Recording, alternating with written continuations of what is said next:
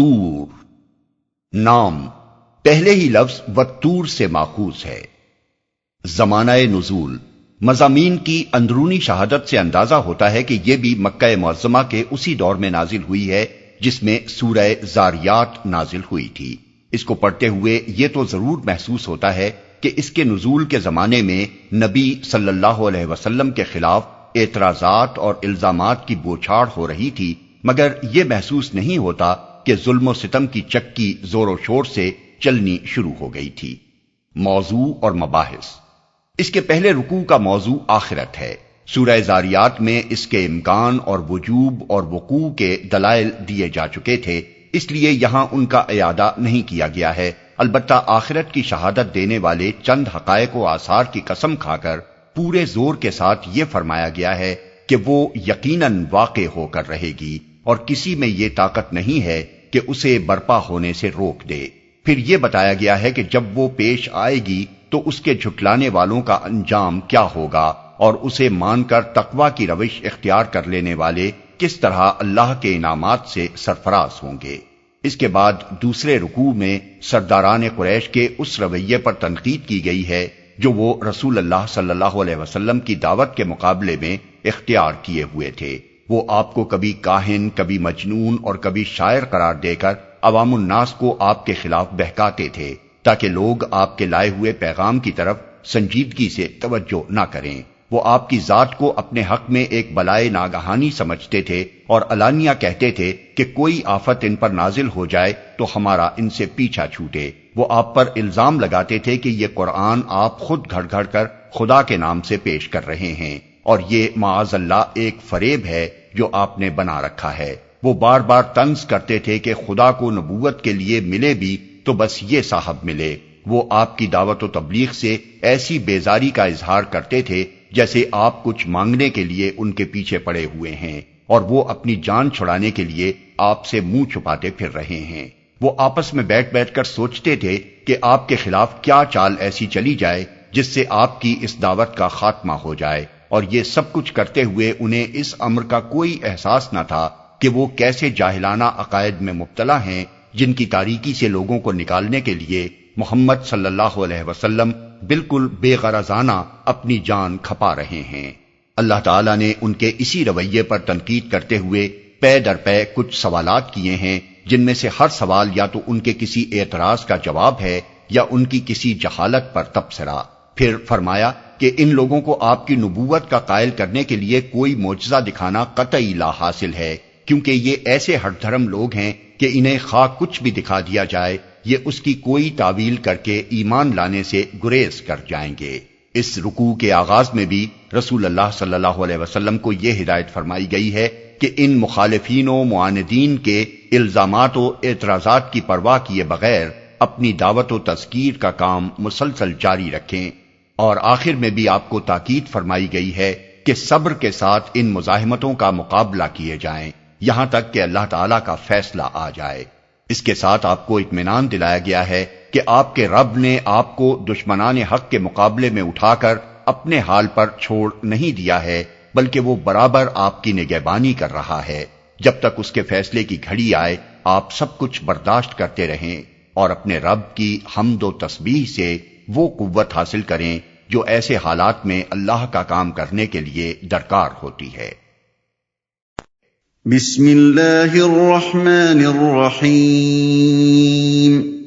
شروع اللہ کے نام سے جو رحمان و رحیم ہے۔ والطور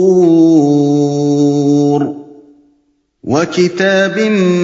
مسطور فی رق منشور والبیت المعمور والسقف المرفوع والبحر المسجور ان عذاب ربك لواقع ما له من دافع۔ قسم ہے طور کی اور ایک ایسی کھلی کتاب کی جو رقیق جلد میں لکھی ہوئی ہے، اور آباد گھر کی اور اونچی چھت کی اور موجزن سمندر کی، کہ تیرے رب کا عذاب ضرور واقع ہونے والا ہے جسے کوئی دفع کرنے والا نہیں۔ طور کی، طور کے اصل معنی پہاڑ کے ہیں، اور الطور سے مراد وہ خاص پہاڑ ہے جس پر اللہ تعالیٰ نے حضرت موسیٰ کو نبوت سے سرفراز فرمایا تھا۔ رقیق جلد میں لکھی ہوئی ہے۔ قدیم زمانے میں جن کتابوں اور تحریروں کو زمانہ دراز تک محفوظ رکھنا ہوتا تھا انہیں کاغذ کے بجائے ہرن کی کھال پر لکھا جاتا تھا۔ یہ کھال خاص طور پر لکھنے ہی کے لیے رقیق جلد یا جھلی کی شکل میں تیار کی جاتی تھی، اور اصطلاح میں اسے رق کہا جاتا تھا۔ اہل کتاب بالعموم تورات، زبور، انجیل اور صحف انبیاء کو اسی رق پر لکھا کرتے تھے تاکہ طویل مدت تک محفوظ رہ سکیں۔ یہاں کھلی کتاب سے مراد یہی مجموعہ کتب مقدسہ ہے جو اہل کتاب کے ہاں موجود تھا۔ اسے کھلی کتاب اس لیے کہا گیا ہے کہ وہ نایاب نہ تھا، پڑھا جاتا تھا اور بآسانی معلوم کیا جا سکتا تھا کہ اس میں کیا لکھا ہے۔ آباد گھر کی، آباد گھر سے مراد حضرت حسن بصری کے نزدیک بیت اللہ یعنی خانہ کعبہ ہے، جو کبھی حج اور عمرہ اور طواف و زیارت کرنے والوں سے خالی نہیں رہتا، اور حضرت علی، ابن عباس، اکرمہ، مجاہد، قتادہ، ضحاک، ابن زید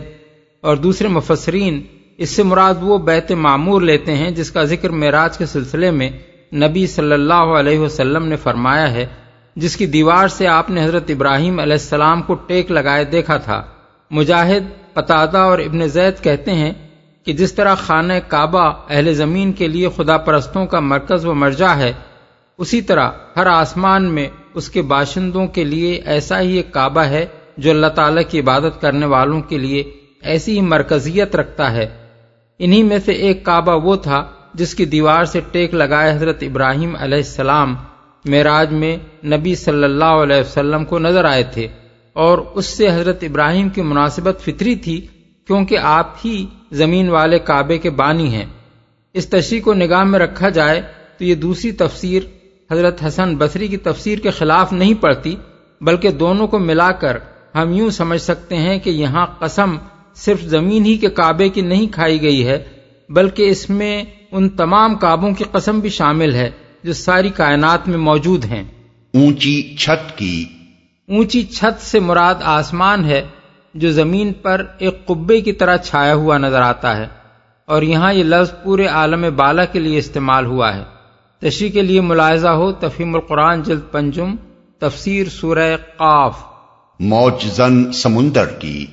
اصل میں لفظ البحر المسجور استعمال ہوا ہے، اس کے متعدد معنی بیان کیے گئے ہیں۔ بعض مفسرین نے اس کو آگ سے بھرے ہوئے کے معنی میں لیا ہے، اور بعض اس کو فارغ اور خالی کے معنی میں لیتے ہیں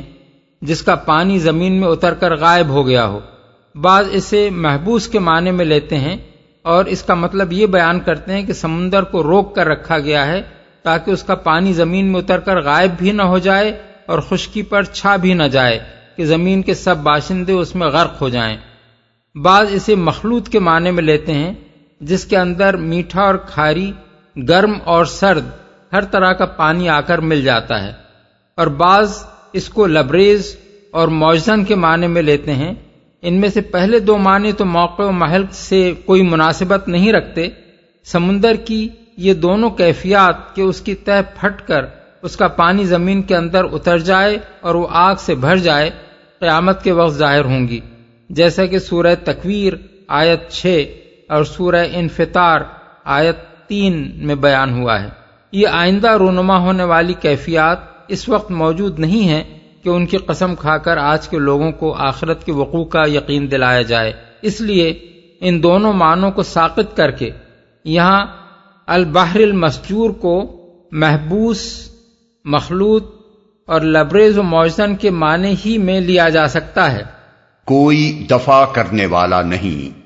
یہ ہے وہ حقیقت جس پر ان 5 چیزوں کی قسم کھائی گئی ہے۔ رب کے عذاب سے مراد آخرت ہے، چونکہ یہاں اس پر ایمان لانے والے مخاطب نہیں ہیں بلکہ اس کا انکار کرنے والے مخاطب ہیں، اور ان کے حق میں اس کا آنا عذاب ہی ہے، اس لیے اس کو قیامت یا آخرت یا روز جزا کہنے کے بجائے رب کا عذاب کہا گیا ہے۔ اب غور کیجئے کہ اس کے وقوع پر وہ 5 چیزیں کس طرح دلالت کرتی ہیں جن کی قسم کھائی گئی ہے۔ طور وہ جگہ ہے جہاں ایک دبی اور پسی ہوئی قوم کو اٹھانے اور ایک غالب و قاہر قوم کو گرانے کا فیصلہ کیا گیا، اور یہ فیصلہ قانون طبعی یعنی فزیکل لاز کی بنیاد پر نہیں بلکہ قانون اخلاقی یعنی مورل لا اور قانون مکافات یعنی لا آف ریٹریبیوشن کی بنیاد پر تھا۔ اس لیے آخرت کے حق میں تاریخی استدلال کے طور پر طور کو بطور ایک علامت کے پیش کیا گیا ہے۔ مراد یہ ہے کہ بنی اسرائیل جیسی ایک بے بس قوم کا اٹھایا جانا اور فرعون جیسے ایک زبردست فرما روا کا اپنے لشکروں سمیت غرق کر دیا جانا، جس کا فیصلہ ایک سنسان رات میں کوہ طور پر کیا گیا تھا، انسانی تاریخ میں اس امر کی ایک نمایاں ترین مثال ہے کہ سلطنت کائنات کا مزاج کس طرح انسان جیسی ایک ذی عقل و ذی اختیار مخلوق کے معاملے میں اخلاقی محاسبے اور جزائے اعمال کا تقاضا کرتا ہے، اور اس تقاضے کی تکمیل کے لیے ایک ایسا یوم الحساب ضروری ہے جس میں پوری نوع انسانی کو اکٹھا کر کے اس کا محاسبہ کیا جائے۔ کتب مقدسہ کے مجموعے کی قسم اس بنا پر کھائی گئی ہے کہ خداوند عالم کی طرف سے دنیا میں جتنے بھی انبیاء آئے اور جو کتابیں بھی وہ لائے، ان سب نے ہر زمانے میں وہی ایک خبر دی ہے جو محمد صلی اللہ علیہ وسلم دے رہے ہیں، یعنی یہ کہ تمام اگلے پچھلے انسانوں کو ایک دن اثر نو زندہ ہو کر اپنے خدا کے سامنے حاضر ہونا ہے اور اپنے اعمال کے مطابق جزا اور سزا پانی ہے۔ کوئی کتاب آسمانی کبھی ایسی نہیں آئی ہے جو اس خبر سے خالی ہو یا جس نے انسان کو الٹی یہ اطلاع دی ہو کہ زندگی جو کچھ بھی ہے بس یہی دنیا کی زندگی ہے اور انسان بس مر کر مٹی ہو جانے والا ہے، جس کے بعد نہ کوئی حساب ہے نہ کتاب۔ بیت معمور کی قسم اس لیے کھائی گئی ہے کہ خاص طور پر اہل عرب کے لیے اس زمانے میں خانہ کعبہ کی عمارت ایک ایسی کھلی نشانی تھی جو اللہ کے پیغمبروں کی صداقت پر اور اس حقیقت پر کہ اللہ جل شانہ کی حکمت بالغہ اور قدرت قاہرہ ان کی پشت پر ہے سریج شہادت دے رہی تھی۔ ان آیات کے نزول سے 2500 برس پہلے بے آب و گیا اور غیر آباد پہاڑوں میں ایک شخص کسی لاؤ لشکر اور سر و سامان کے بغیر آتا ہے اور اپنی ایک بیوی اور ایک شیرخوار بچے کو بالکل بے سہارا چھوڑ کر چلا جاتا ہے۔ پھر کچھ مدت بعد وہی شخص آ کر اس سنسان جگہ پر اللہ تعالیٰ کی عبادت کے لیے گھر بناتا ہے اور پکار دیتا ہے کہ لوگو آؤ اور اس گھر کا حج کیا کرو۔ اس تعمیر اور اس پکار کو یہ حیرت انگیز مقبولیت حاصل ہوتی ہے کہ وہی گھر تمام اہل عرب کا مرکز بن جاتا ہے۔ اس پکار پر عرب کے ہر گوشے سے لوگ لبیک لبیک کہتے ہوئے کھچے چلے آتے ہیں۔ 2500 برس تک یہ گھر ایسا امن کا گہوارہ بنا رہتا ہے کہ اس کے گرد و پیش سارے ملک میں کچھ تو خون کا بازار گرم ہوتا ہے، مگر اس کے حدود میں آ کر کسی کو کسی پر ہاتھ اٹھانے کی ہمت نہیں ہوتی۔ اور اسی گھر کی بدولت عرب کو ہر سال 4 مہینے ایسے امن کے میسر آ جاتے ہیں جن میں قافلے اطمینان سے سفر کرتے ہیں، تجارت چمکتی ہے اور بازار لگتے ہیں۔ پھر اس گھر کا یہ دبدبہ تھا کہ اس پوری مدت میں کوئی بڑے سے بڑا جبار بھی اس کی طرف آنکھ اٹھا کر نہ دیکھ سکا، اور جس نے یہ جرت کی وہ اللہ کے غضب کا ایسا شکار ہوا کہ عبرت بن کر رہ گیا۔ یہ کرشمہ ان آیات کے نزول سے صرف 45 ہی برس پہلے لوگ اپنی آنکھوں سے دیکھ چکے تھے، اور اس کے دیکھنے والے بہت سے آدمی اس وقت مکہ معظمہ میں زندہ موجود تھے جب یہ آیات اہل مکہ کو سنائی جا رہی تھیں۔ اس سے بڑھ کر کیا چیز اس بات کی دلیل ہو سکتی تھی کہ خدا کے پیغمبر ہوائی باتیں نہیں کیا کرتے۔ ان کی آنکھیں وہ کچھ دیکھتی ہیں جو دوسروں کو نظر نہیں آتی، ان کی زبان پر وہ حقائق جاری ہوتے ہیں جن تک دوسروں کی عقل نہیں پہنچ سکتی۔ وہ بظاہر ایسے کام کرتے ہیں جن کو ایک وقت کے لوگ دیکھیں تو دیوانگی سمجھیں، اور صدیوں بعد کے لوگ انہی کو دیکھ کر ان کی بصیرت پر دنگ رہ جائیں۔ اس شان کے لوگ جب بالاتفاق ہر زمانے میں یہ خبر دیتے رہے ہیں کہ قیامت آئے گی اور حشر و نشر ہوگا، تو اسے دیوانوں کی بڑھ سمجھنا خود دیوانگی ہے۔ اونچی چھت یعنی آسمان اور موجزن سمندر کی قسم اس لیے کھائی گئی ہے کہ یہ دونوں چیزیں اللہ کی حکمت اور اس کی قدرت پر دلالت کرتی ہیں، اور اسی حکمت و قدرت سے آخرت کا امکان بھی ثابت ہوتا ہے اور اس کا وقوع و وجوب بھی۔ آسمان کی دلالت پر ہم اس سے پہلے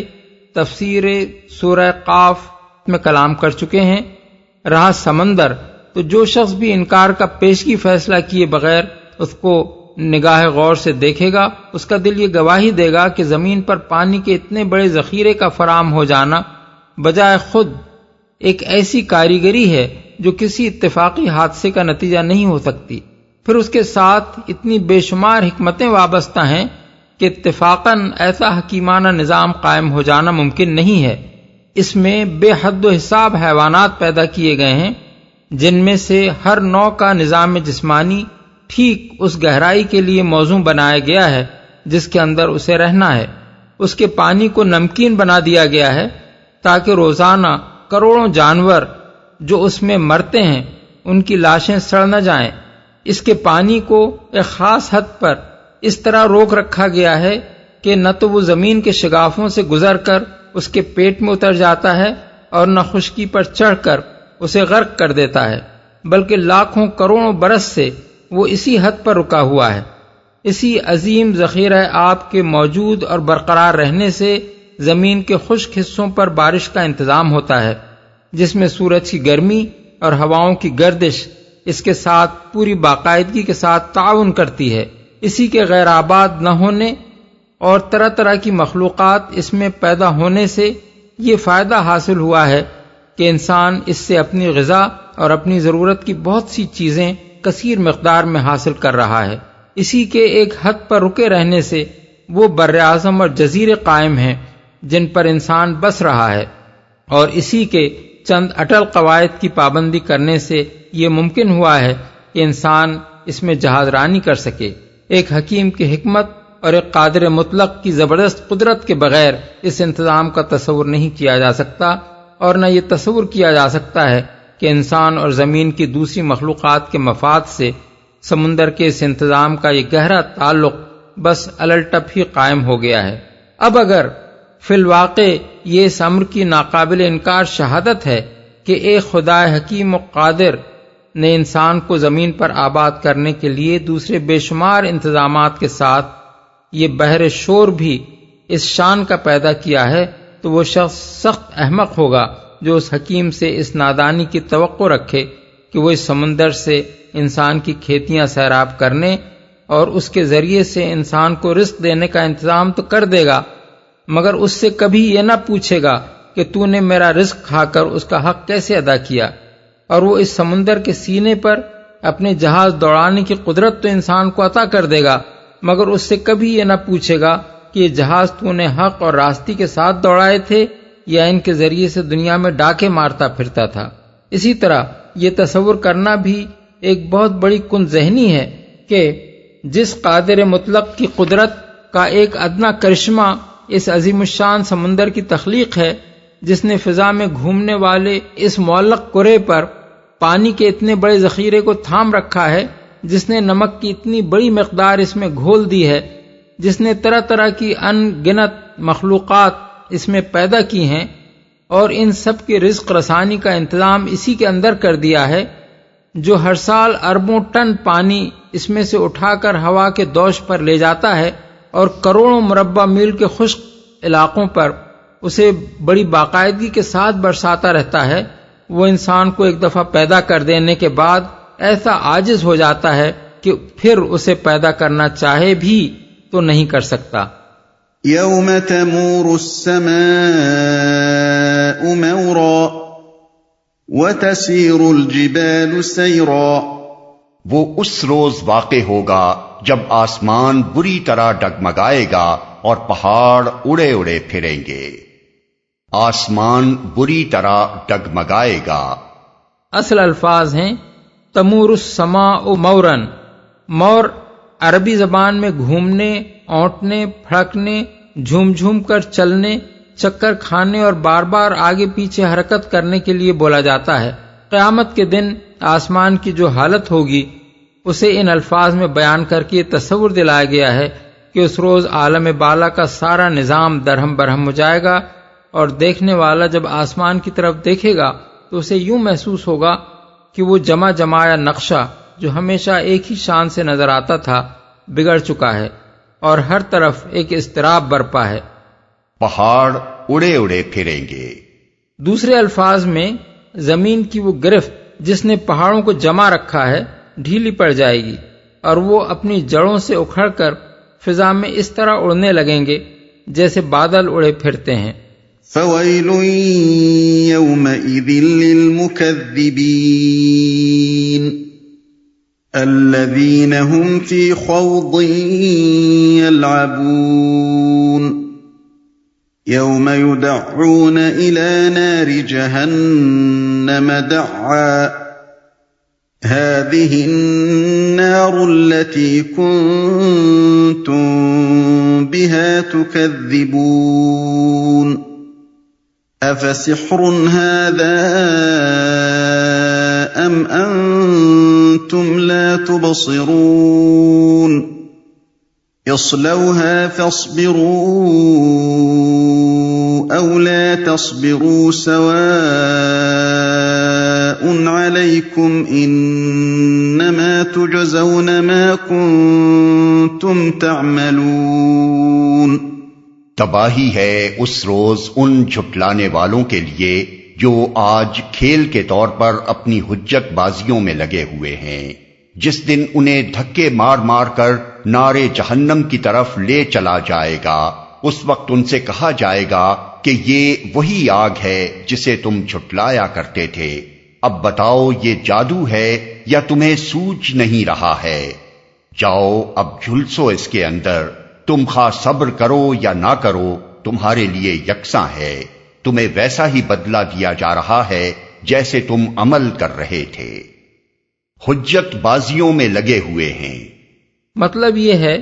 کہ نبی سے قیامت اور آخرت اور جنت و دوزخ کی خبریں سن کر انہیں مذاق کا موضوع بنا رہے ہیں، اور سنجیدگی کے ساتھ ان پر غور کرنے کے بجائے محض تفریحاً ان پر باتیں چھانٹ رہے ہیں۔ آخرت پر ان کی بحثوں کا مقصود حقیقت کو سمجھنے کی کوشش نہیں ہے، بلکہ ایک کھیل ہے جس سے یہ دل بہلاتے ہیں، اور انہیں کچھ ہوش نہیں ہے کہ فی الواقع یہ کس انجام کی طرف چلے جا رہے ہیں۔ تمہیں سوجھ نہیں رہا ہے، یعنی دنیا میں جب رسول تمہیں اس جہنم کے عذاب سے ڈراتے تھے تو تم کہتے تھے کہ یہ محض الفاظ کی جادوگری ہے جس سے ہمیں بیوقوف بنایا جا رہا ہے۔ اب بولو، یہ جہنم جو تمہارے سامنے ہے یہ اسی جادو کا کرشمہ ہے، یا اب بھی تمہیں نہ سوجھا کہ واقعی اسی جہنم سے تمہارا پالا پڑ گیا ہے جس کی خبر تمہیں دی جا رہی تھی؟ ان المتقین فی جنات ونعیم فاکہین بما آتاہم ربهم ووقاہم ربهم عذاب الجحیم۔ متقی لوگ وہاں باغوں اور نعمتوں میں ہوں گے، لطف لے رہے ہوں گے ان چیزوں سے جو ان کا رب انہیں دے گا، اور ان کا رب انہیں دوزخ کے عذاب سے بچا لے گا۔ متقی لوگ یعنی وہ لوگ جنہوں نے انبیاء کی دی ہوئی خبر پر ایمان لا کر دنیا ہی میں اپنا بچاؤ کر لیا، اور ان افکار و اعمال سے پرہیز کیا جن سے انسان جہنم کا مستحق بنتا ہے۔ عذاب سے بچا لے گا۔ کسی شخص کے داخل جنت ہونے کا ذکر کر دینے کے بعد پھر دوزخ سے اس کے بچائے جانے کا ذکر کرنے کی بظاہر کوئی حاجت نہیں رہتی، مگر قرآن مجید میں متعدد مقامات پر یہ دونوں باتیں الگ الگ اس لیے بیان کی گئی ہیں کہ آدمی کا دوزخ سے بچ جانا بجائے خود ایک بہت بڑی نعمت ہے، اور یہ ارشاد کہ اللہ نے ان کو عذاب دوزخ سے بچا لیا دراصل اشارہ ہے اس حقیقت کی طرف کہ آدمی کا دوزخ سے بچ جانا اللہ کے فضل و کرم ہی سے ممکن ہے، ورنہ بشری کمزوریاں ہر شخص کے عمل میں ایسی ایسی خامیاں پیدا کر دیتی ہیں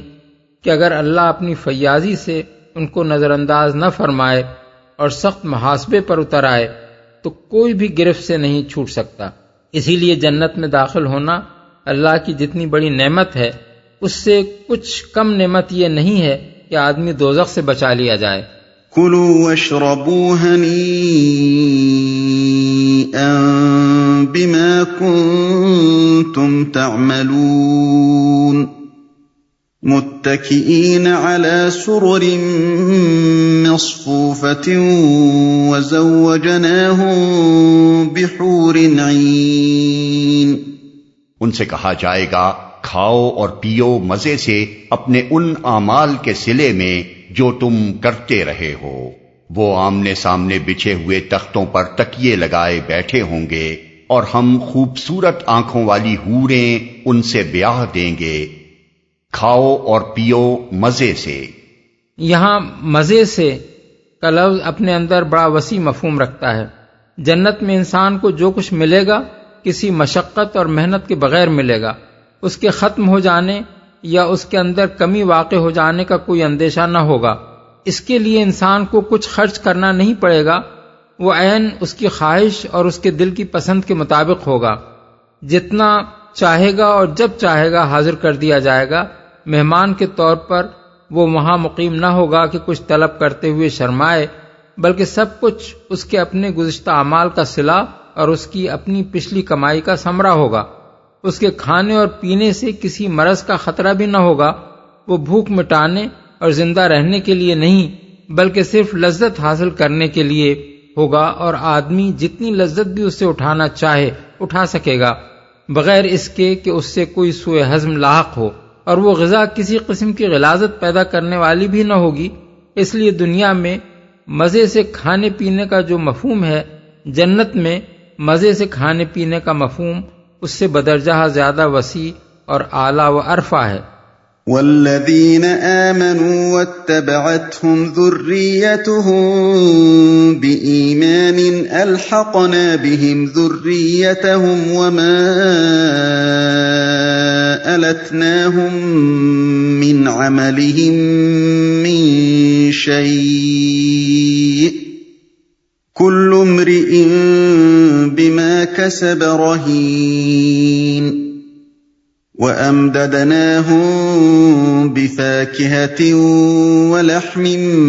مما يشتهون۔ جو لوگ ایمان لائے ہیں اور ان کی اولاد بھی کسی درجہ ایمان میں ان کے نقش قدم پر چلی ہے، ان کی اس اولاد کو بھی ہم جنت میں ان کے ساتھ ملا دیں گے، اور ان کے عمل میں کوئی گھاٹا ان کو نہ دیں گے۔ ہر شخص اپنے کسب کے عوض رہن ہے۔ ہم ان کو ہر طرح کے پھل اور گوشت، جس چیز کا بھی ان کا جی چاہے گا، خوب دیے چلے جائیں گے، کوئی گھاٹا ان کو نہ دیں گے۔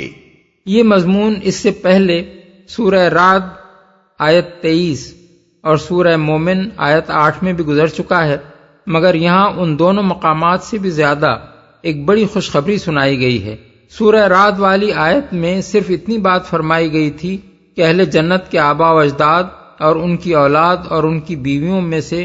جو افراد بھی صالح ہوں گے وہ سب ان کے ساتھ جنت میں داخل ہوں گے۔ اور سورہ مومن میں ارشاد ہوا تھا کہ فرشتے اہل ایمان کے حق میں اللہ تعالیٰ سے دعا کرتے ہیں کہ ان کی اولاد اور ازواج اور آبا میں سے جو صالح ہوں انہیں بھی جنت میں ان سے ملا دے۔ یہاں ان دونوں آیتوں سے زائد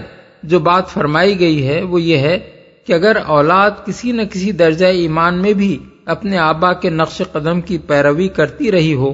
تو خواہ اپنے عمل کے لحاظ سے وہ اس مرتبے کی مستحق نہ ہو جو آبا کو ان کے بہتر ایمان و عمل کی بنا پر حاصل ہوگا، پھر بھی یہ اولاد اپنے آبا کے ساتھ ملا دی جائے گی۔ اور یہ ملانا اس نوعیت کا نہ ہوگا جیسے وقتاً فوقتاً کوئی کسی سے جا کر ملاقات کر لیا کرے، بلکہ اس کے لیے الحقنا بہم کے الفاظ استعمال کیے گئے ہیں، جن کے معنی یہ ہیں کہ وہ جنت میں ان کے ساتھ ہی رکھے جائیں گے۔ اس پر مزید یہ اطمینان دلایا گیا ہے کہ اولاد سے ملانے کے لیے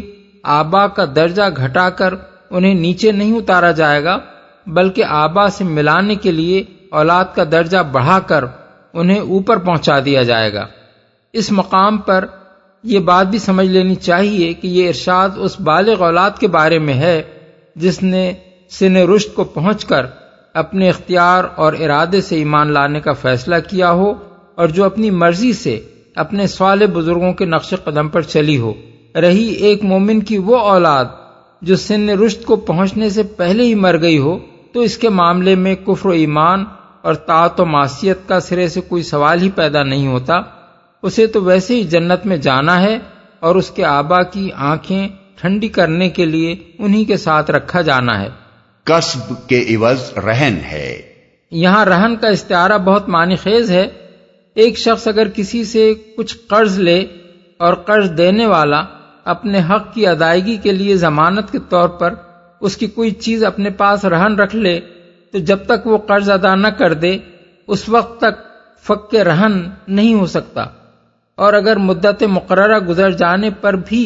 وہ فک رہن نہ کرائے تو شے مرہونہ ضبط ہو جاتی ہے۔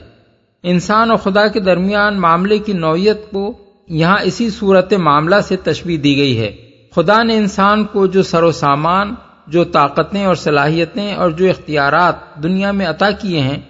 وہ گویا ایک قرض ہے جو مالک نے اپنے بندے کو دیا ہے، اور اس قرض کی ضمانت کے طور پر بندے کا نفس خدا کے پاس رہن ہے۔ بندہ اس سر و سامان اور ان قوتوں اور اختیارات کو صحیح طریقے سے استعمال کر کے اگر وہ نیکیاں کمائے جن سے یہ قرض ادا ہو سکتا ہو،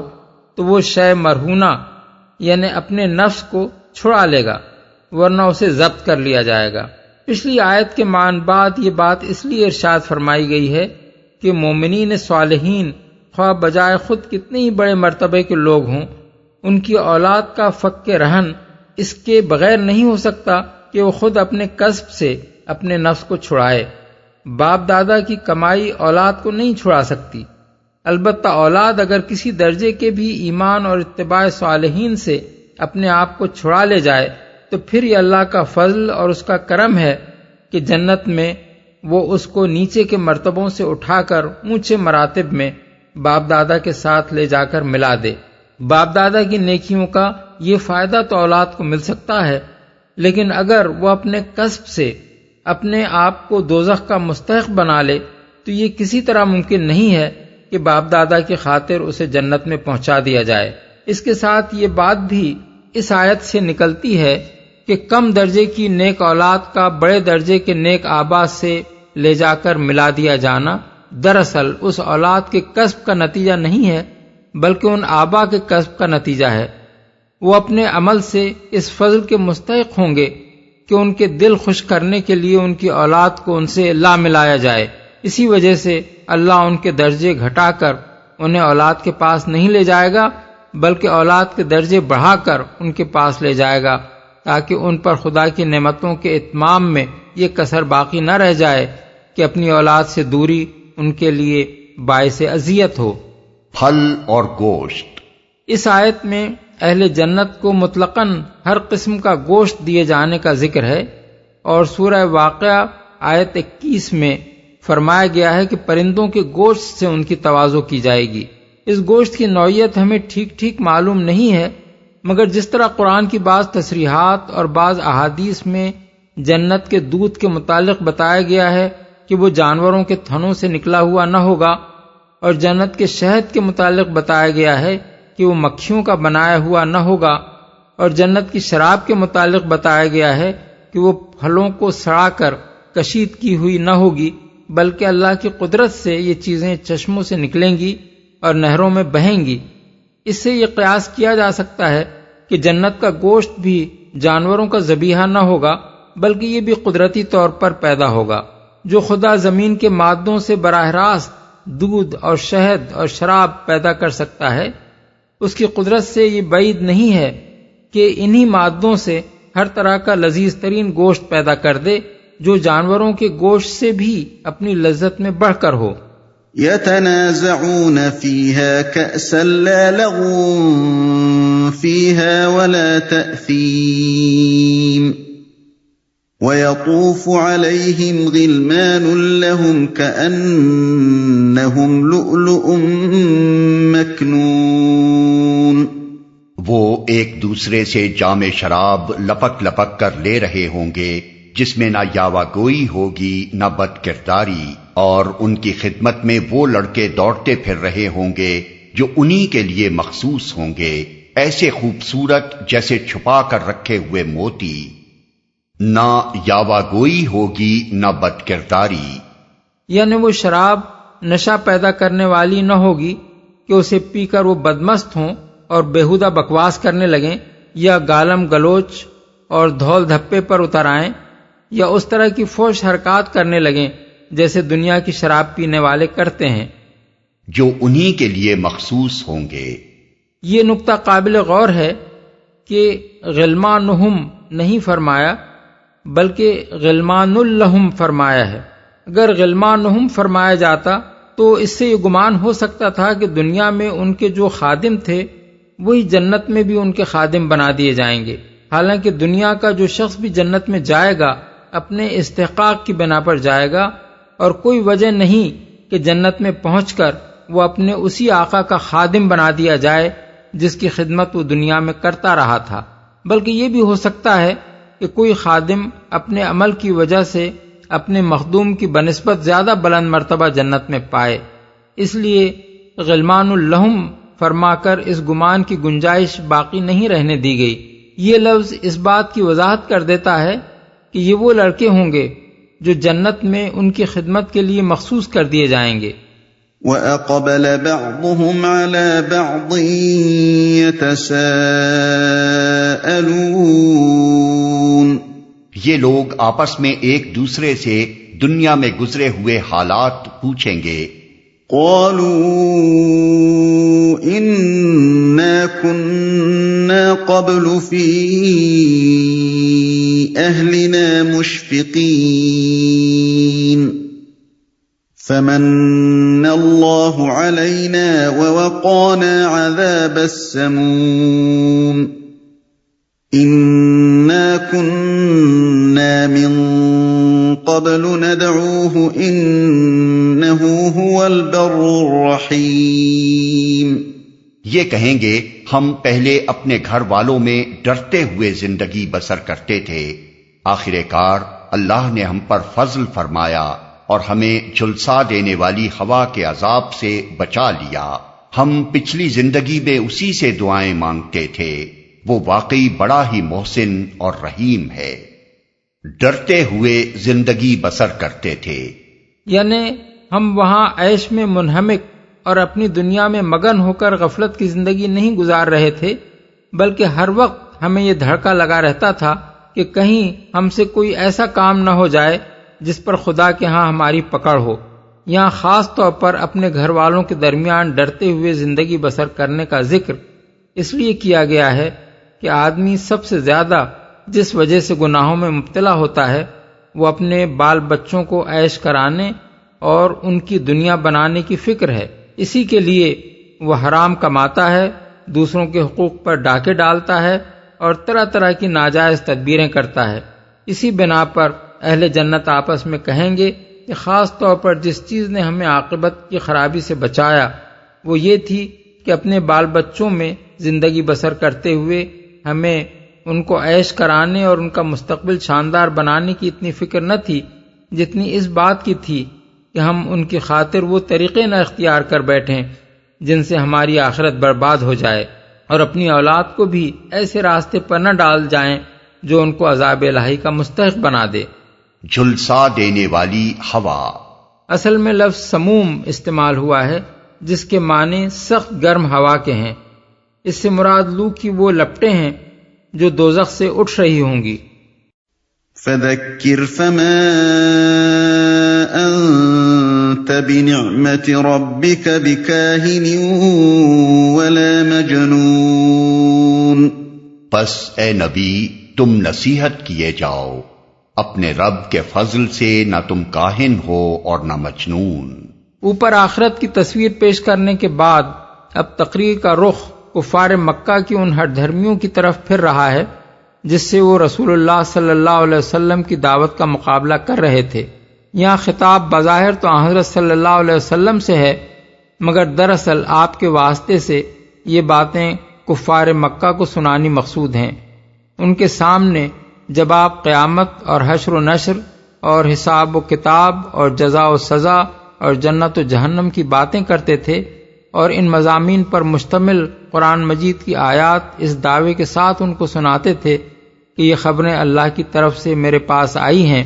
اور یہ اللہ کا کلام ہے جو مجھ پر وحی کے ذریعے سے نازل ہوا ہے، تو ان کے سردار اور مذہبی پیشوا اور اوباش لوگ آپ کی ان باتوں پر سنجیدگی کے ساتھ نہ خود غور کرتے تھے، نہ یہ چاہتے تھے کہ عوام ان کی طرف توجہ کریں۔ اس لیے وہ آپ کے اوپر کبھی یہ فقرہ کستے تھے کہ آپ کاہن ہیں، اور کبھی یہ کہ آپ مجنون ہیں، اور کبھی یہ کہ آپ شاعر ہیں، اور کبھی یہ کہ آپ خود اپنے دل سے یہ نرالی باتیں گھڑتے ہیں اور محض اپنا رنگ جمانے کے لیے انہیں خدا کی نازل کردہ وحی کہہ کر پیش کرتے ہیں۔ ان کا خیال یہ تھا کہ اس طرح کے فقرے کس کر وہ لوگوں کو آپ کی طرف سے بدگمان کر دیں گے اور آپ کی ساری باتیں ہوا میں اڑ جائیں گی۔ اس پر فرمایا جا رہا ہے کہ اے نبی،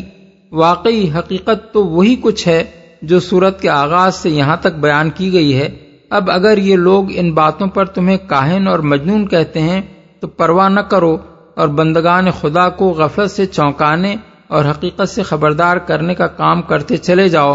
کیونکہ خدا کے فضل سے نہ تم کاہن ہو نہ مجنون۔ کاہن عربی زبان میں جوتشی، غیب گو اور سیانے کے معنی میں بولا جاتا ہے۔ زمانہ جاہلیت میں یہ ایک مستقل پیشہ تھا۔ کاہنوں کا دعویٰ تھا اور ان کے بارے میں ضعیف الاعتقاد لوگ بھی یہ سمجھتے تھے کہ وہ ستارہ شناس ہیں یا ارواح اور شیاطین اور جنوں سے ان کا خاص تعلق ہے، جس کی بدولت وہ غیب کی خبریں معلوم کر سکتے ہیں۔ کوئی چیز کھوئی جائے تو وہ بتا سکتے ہیں کہ وہ کہاں پڑی ہوئی ہے، کسی کے ہاں چوری ہو جائے تو وہ بتا سکتے ہیں کہ چور کون ہے، کوئی اپنی قسمت پوچھے تو وہ بتا سکتے ہیں کہ اس کی قسمت میں کیا لکھا ہے۔ انہی اغراض کے لیے لوگ ان کے پاس جاتے تھے اور وہ کچھ نظر نیاز لے کر انہیں غیب کی باتیں بتایا کرتے تھے۔ وہ خود بھی بسا اوقات بستیوں میں آواز لگاتے پھرتے تھے تاکہ لوگ ان کی طرف رجوع کریں۔ ان کی ایک خاص وضاقتہ ہوتی تھی جس سے وہ الگ پہچانے جاتے تھے۔ ان کی زبان بھی عام بول چال سے مختلف ہوتی تھی۔ وہ مقفع اور مسجع فقرے خاص لہجے میں ذرا ترنم کے ساتھ بولتے تھے اور بالعموم ایسے گول مول فقرے استعمال کرتے تھے جن سے ہر شخص اپنے مطلب کی بات نکال لے۔ قریش کے سرداروں نے عوام کو فریب دینے کے لیے رسول اللہ صلی اللہ علیہ وسلم پر کاہن ہونے کا الزام صرف اس بنا پر لگا دیا کہ آپ ان حقائق کی خبر دے رہے تھے جو لوگوں کی نگاہ سے پوشیدہ ہیں، اور آپ کا دعویٰ یہ تھا کہ خدا کی طرف سے ایک فرشتہ آ کر آپ پر وحی نازل کرتا ہے، اور خدا کا جو کلام آپ پیش کر رہے تھے وہ بھی مقفع تھا۔ لیکن عرب میں کوئی شخص بھی ان کے اس الزام سے دھوکہ نہ کھا سکتا تھا، اس لیے کہ کاہنوں کے پیشے اور ان کی وضاقتہ، ان کی زبان اور ان کے کاروبار سے کوئی بھی ناواقف نہ تھا۔ سب جانتے تھے کہ وہ کیا کام کرتے ہیں، کس مقصد کے لیے لوگ ان کے پاس جاتے ہیں، کیا باتیں وہ ان کو بتاتے ہیں، ان کے مسجع فقرے کیسے ہوتے ہیں اور کن مضامین پر وہ مشتمل ہوتے ہیں۔ پھر سب سے بڑی بات یہ ہے کہ کسی کاہن کا سرے سے یہ کام ہی نہیں ہو سکتا تھا کہ قوم کے رائج الوقت عقائد کے خلاف ایک عقیدہ لے کر اٹھتا اور شب و روز اس کی تبلیغ میں اپنی جان کھپاتا اور اس کی خاطر ساری قوم کی دشمنی مول لیتا۔ اس لیے رسول اللہ صلی اللہ علیہ وسلم کے ساتھ کہانت کا یہ الزام برائے نام بھی کوئی مناسبت نہ رکھتا تھا کہ یہ پھپتی آپ پر چسپاں ہو سکتی، اور عرب کا کوئی کن ذہن سے کن ذہن آدمی بھی اس سے دھوکہ کھا جاتا۔ اسی طرح آپ پر جنون کا الزام بھی کفار مکہ محض اپنے دل کی تسلی کے لیے لگاتے تھے، جیسے موجودہ زمانے کے بعض بے شرم مغربی مصنفین اسلام کے خلاف اپنے بغض کی آگ ٹھنڈی کرنے کے لیے یہ دعویٰ کرتے ہیں کہ معاذ اللہ حضور پر صرع یعنی ایپیلیپسی کے دورے پڑتے تھے، اور انہی دوروں کی حالت میں جو کچھ آپ کی زبان سے نکلتا تھا اسے لوگ وہی سمجھتے تھے۔ ایسے بیہودہ الزامات کو کسی صاحب عقل آدمی نے نہ اس زمانے میں قابل اعتنا سمجھا تھا، نہ آج کوئی شخص قرآن کو پڑھ کر اور رسول اللہ صلی اللہ علیہ وسلم کی قیادت و رہنمائی کے حیرت انگیز کارنامے دیکھ کر یہ باور کر سکتا ہے کہ یہ سب کچھ سرا کے دوروں کا کرشمہ ہے۔ ام یقولون شاعر نتربص به ریب المنون قُلْ تَرَبَّصُوا فَإِنِّي مَعَكُمْ مِنَ الْمُتَرَبِّصِينَ۔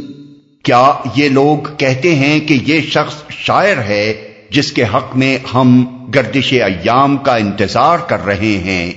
ان سے کہو اچھا انتظار کرو، میں بھی تمہارے ساتھ انتظار کرتا ہوں۔ گردش ایام کا انتظار کر رہے ہیں، یعنی ہم منتظر ہیں کہ اس شخص پر کوئی آفت آئے اور کسی طرح اس سے ہمارا پیچھا چھوٹے۔ غالباً ان کا خیال یہ تھا کہ محمد صلی اللہ علیہ وسلم چونکہ ہمارے معبودوں کی مخالفت اور ان کی کرامات کا انکار کرتے ہیں، اس لیے یا تو معاذ اللہ ان پر ہمارے کسی معبود کی مار پڑے گی یا کوئی دل جلا ان کی یہ باتیں سن کر آپے سے باہر ہو جائے گا اور انہیں قتل کر دے گا۔ تمہارے ساتھ انتظار کرتا ہوں۔ اس کے دو مطلب ہو سکتے ہیں، ایک یہ کہ میں بھی دیکھتا ہوں کہ تمہاری یہ آرزو پوری ہوتی ہے یا نہیں، دوسرے یہ کہ میں بھی منتظر ہوں کہ شامت میری آتی ہے یا تمہاری۔ ام تأمرهم احلامهم بهذا ام هم قوم طاغون۔ کیا ان کی عقلیں انہیں ایسی ہی باتیں کرنے کے لیے کہتی ہیں یا در حقیقت یہ عناد میں حد سے گزرے ہوئے لوگ ہیں؟ ان دو فقروں میں مخالفین کے سارے پروپیگنڈے کی ہوا نکال کر انہیں بالکل بے نقاب کر دیا گیا ہے۔ استدلال کا خلاصہ یہ ہے کہ یہ قریش کے سردار اور مشائخ بڑے عقل مند بنے پھرتے ہیں، مگر کیا ان کی عقل یہی کہتی ہے کہ جو شخص شاعر نہیں ہے اسے شاعر کہو، جسے ساری قوم ایک دانا آدمی کی حیثیت سے جانتی ہے اسے مجنون کہو، اور جس شخص کا کہانت سے کوئی دور دراز کا تعلق بھی نہیں ہے اسے خامخواہ کاہن قرار دو؟ پھر اگر عقل ہی کی بنا پر یہ لوگ حکم لگاتے تو کوئی ایک حکم لگاتے، بہت سے متضاد حکم تو ایک ساتھ نہیں لگا سکتے تھے۔ ایک شخص آخر بیک وقت شاعر، مجنون اور کاہن کیسے ہو سکتا ہے؟ وہ مجنون ہے تو نہ کاہن ہو سکتا ہے نہ شاعر، کاہن ہے تو شاعر نہیں ہو سکتا، اور شاعر ہے تو کاہن نہیں ہو سکتا، کیونکہ شعر کی زبان اور اس کے موضوعات بحث الگ ہوتے ہیں، اور کہانت کی زبان اور اس کے مضامین الگ۔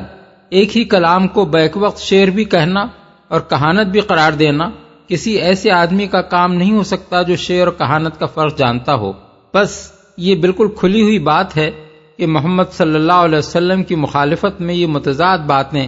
عقل سے نہیں بلکہ سراسر ضد اور ہٹ دھرمی سے کی جا رہی ہیں، اور قوم کے یہ بڑے بڑے سردار عناد کے جوش میں اندھے ہو کر محض بے سروپا الزامات لگا رہے ہیں جنہیں کوئی سنجیدہ انسان قابل اعتنا نہیں سمجھ سکتا۔ ام یقولون تقولہ بل لا یؤمنون فلیأتوا بحدیث مثلہ ان كانوا صادقین۔ کیا یہ کہتے ہیں کہ اس شخص نے یہ قرآن خود گھڑ لیا ہے؟ اصل بات یہ ہے کہ یہ ایمان نہیں لانا چاہتے۔ اگر یہ اپنے اس قول میں سچے ہیں تو اسی شان کا ایک کلام بنا لائیں۔ یہ ایمان نہیں لانا چاہتے۔ دوسرے الفاظ میں اس ارشاد کا مطلب یہ ہے کہ قریش کے جو لوگ قرآن کو محمد صلی اللہ علیہ وسلم کا اپنا تصنیف کردہ کلام کہتے ہیں، خود ان کا دل یہ جانتا ہے کہ یہ آپ کا کلام نہیں ہو سکتا، اور دوسرے وہ لوگ بھی جو اہل زبان ہیں نہ صرف یہ کہ اسے سن کر صاف محسوس کر لیتے ہیں کہ یہ انسانی کلام سے بہت اعلیٰ و عرفہ ہے، بلکہ ان میں سے جو شخص بھی محمد صلی اللہ علیہ وسلم سے واقف ہے وہ کبھی یہ گمان نہیں کر سکتا کہ یہ واقعی آپ ہی کا کلام ہے۔ پس صاف اور سیدھی بات یہ ہے کہ قرآن کو آپ کی تصنیف قرار دینے والے دراصل ایمان نہیں لانا چاہتے، اس لیے وہ طرح طرح کے جھوٹ بہانے گھڑ رہے ہیں، جن میں سے ایک بہانہ یہ بھی ہے اسی شان کا ایک کلام بنا لائیں۔ یعنی بات صرف اتنی ہی نہیں ہے کہ یہ محمد صلی اللہ علیہ وسلم کا کلام نہیں ہے، بلکہ حقیقت یہ ہے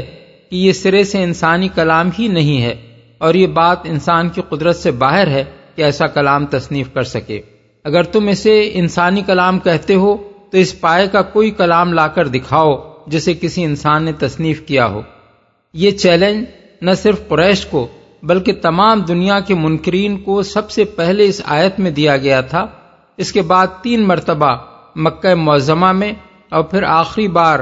مدینہ منورہ میں اسے دہرایا گیا۔ ملاحظہ ہو یونس آیت 38، ہود آیت 13، بنی اسرائیل آیت 88، البقرہ آیت 23۔ مگر کوئی اس کا جواب دینے کی نہ اس وقت ہمت کر سکا اور نہ اس کے بعد آج تک کسی کو یہ جرأت ہوئی کہ قرآن کے مقابلے میں کسی انسانی تصنیف کو لے آئے۔ بعض لوگ اس چیلنج کی حقیقی نوعیت کو نہ سمجھنے کی وجہ سے یہ کہتے ہیں کہ قرآن ہی کیا، کسی شخص کے اسٹائل میں بھی دوسرا کوئی شخص نثر یا نظم لکھنے پر قادر نہیں ہوتا۔ ہومر، رومی، شیکسپیئر، گویٹے، غالب، ٹیگور، اقبال سبھی اس لحاظ سے بے مثل ہیں کہ ان کی نقل اتار کر انہی جیسا کلام بنا لانا کسی کے بس میں نہیں ہے۔ قرآن کے چیلنج کا یہ جواب دینے والے دراصل اس غلط فہمی میں ہیں کہ فَلْيَأْتُوا بِحَدِيثٍ مِثْلِهِ کا مطلب قرآن کے اسٹائل میں اس جیسی کوئی کتاب لکھ دینا ہے۔ حالانکہ اس سے مراد اسٹائل میں مماثلت نہیں ہے، بلکہ مراد یہ ہے کہ اس پائے اور اس شان اور اس مرتبے کی کوئی کتاب لے آؤ جو صرف عربی ہی میں نہیں، دنیا کی کسی زبان میں ان خصوصیات کے لحاظ سے قرآن کی مد مقابل قرار پا سکے جن کی بنا پر قرآن ایک معجزہ ہے۔ مختصراً چند بڑی بڑی خصوصیات حسب ذیل ہیں جن کی بنا پر قرآن پہلے بھی معجزہ تھا اور آج بھی معجزہ ہے۔ 1، جس زبان میں قرآن مجید نازل ہوا ہے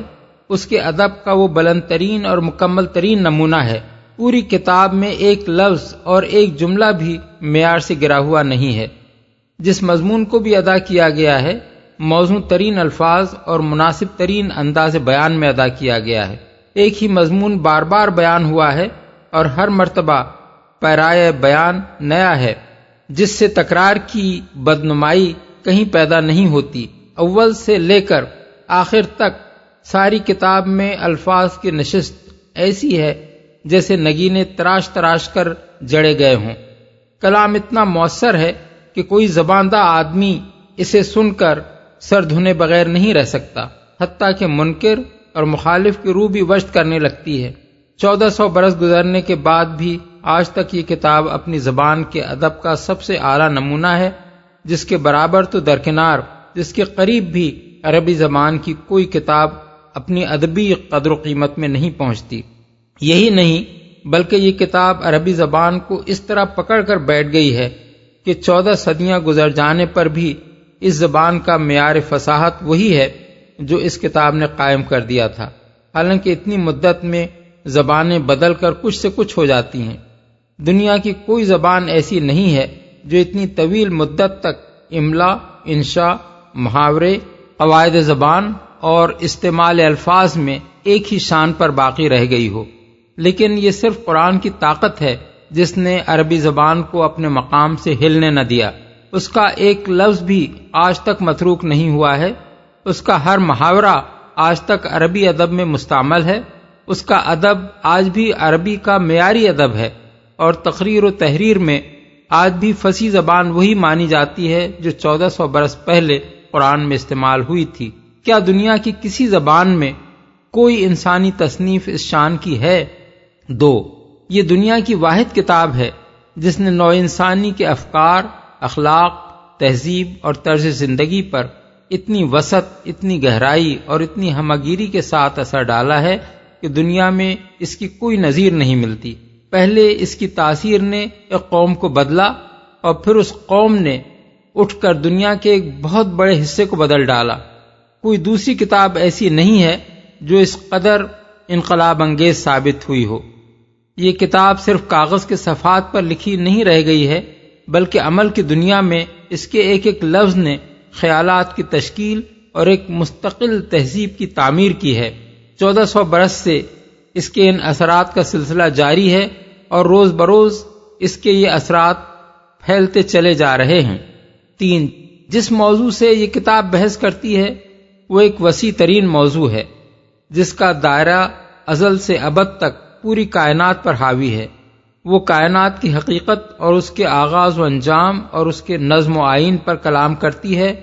وہ بتاتی ہے کہ اس کائنات کا خالق اور ناظم و مدبر کون ہے، کیا اس کی صفات ہیں، کیا اس کے اختیارات ہیں، اور وہ حقیقت نفس الامری کیا ہے جس پر اس نے یہ پورا نظام عالم قائم کیا ہے۔ وہ اس جہان میں انسان کی حیثیت اور اس کا مقام ٹھیک ٹھیک مشخص کر کے بتاتی ہے۔ یہ اس کا فطری مقام ہے اور یہ اس کی پیدائشی حیثیت ہے جسے بدل دینے پر وہ قادر نہیں ہے۔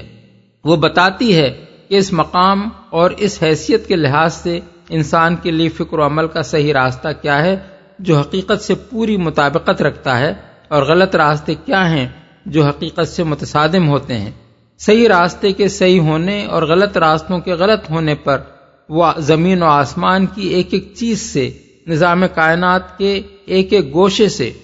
انسان کے اپنے نفس اور اس کے وجود سے، اور انسان کی اپنی تاریخ سے بے شمار دلائل پیش کرتی ہے۔ اس کے ساتھ وہ یہ بھی بتاتی ہے کہ انسان غلط راستوں پر کیسے اور کن اسباب سے پڑتا رہا ہے، اور صحیح راستہ جو ہمیشہ سے ایک ہی تھا اور ایک ہی رہے گا کس ذریعے سے اس کو معلوم ہو سکتا ہے، اور کس طرح ہر زمانے میں اس کو بتایا جاتا رہا ہے۔ وہ صحیح راستے کی صرف نشاندہی کر کے نہیں رہ جاتی، بلکہ اس راستے پر چلنے کے لیے ایک پورے نظام زندگی کا نقشہ پیش کرتی ہے جس میں عقائد، اخلاق، تزکیہ نفس، عبادات، معاشرت، تہذیب، تمدن، معیشت، سیاست، عدالت، قانون، غرض حیات انسانی کے ہر پہلو سے متعلق ایک نہایت مربوط ضابطہ بیان کر دیا گیا ہے۔ مزید برآں وہ پوری تفصیل کے ساتھ بتاتی ہے کہ اس صحیح راستے کی پیروی کرنے اور ان غلط راستوں پر چلنے کے کیا نتائج اس دنیا میں ہیں، اور کیا نتائج دنیا کا موجودہ نظام ختم ہونے کے بعد ایک دوسرے عالم میں رونما ہونے والے ہیں۔ وہ اس دنیا کے ختم ہونے اور دوسرا عالم برپا ہونے کی نہایت مفصل کیفیت بیان کرتی ہے۔ اس تغیر کے تمام مراحل ایک ایک کر کے بتاتی ہے، دوسرے عالم کا پورا نقشہ نگاہوں کے سامنے کھینچ دیتی ہے، اور پھر بڑی وضاحت کے ساتھ بیان کرتی ہے کہ وہاں انسان کیسے ایک دوسری زندگی پائے گا، کس طرح اس کی دنیاوی زندگی کے اعمال کا محاسبہ ہوگا، کن امور کی اس سے باز پرس ہوگی، کیسی ناقابل انکار صورت میں اس کا پورا نامہ اعمال اس کے سامنے رکھ دیا جائے گا، کیسی زبردست شہادتیں اس کے ثبوت میں پیش کی جائیں گی، جزا اور سزا پانے والے کیوں جزا اور سزا پائیں گے، جزا پانے والوں کو کیسے انعامات ملیں گے، اور سزا پانے والے کس کس شکل میں اپنے اعمال کے نتائج بھگتیں گے۔ اس وسیع مضمون پر جو کلام اس کتاب میں کیا گیا ہے وہ اس حیثیت سے نہیں ہے کہ اس کا مصنف کچھ صغرا کبرا جوڑ کر چند قیاسات کی ایک عمارت تعمیر کر رہا ہے، بلکہ اس حیثیت سے ہے کہ اس کا مصنف حقیقت کا براہ راست علم رکھتا ہے، اس کی نگاہ ازل سے ابد تک سب کچھ دیکھ رہی ہے، تمام حقائق اس پر عیاں ہیں، کائنات پوری کی پوری اس کے سامنے کھلی کتاب کی طرح ہے، نو انسانی کے آغاز سے اس کے خاتمے تک ہی نہیں بلکہ خاتمے کے بعد اس کی دوسری زندگی تک بھی وہ اس کو بیک نظر دیکھ رہا ہے،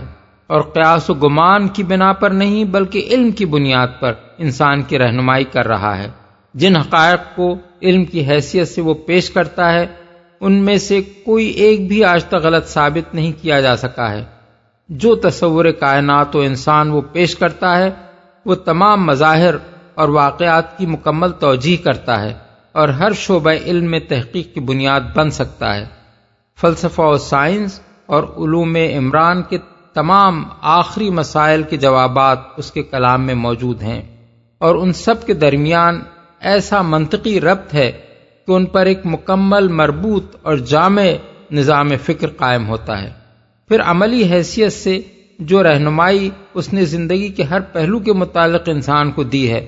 وہ صرف انتہائی معقول اور انتہائی پاکیزہ ہی نہیں ہے بلکہ 1400 سال سے روئے زمین کے مختلف گوشوں میں بے شمار انسان بالفعل اس کی پیروی کر رہے ہیں،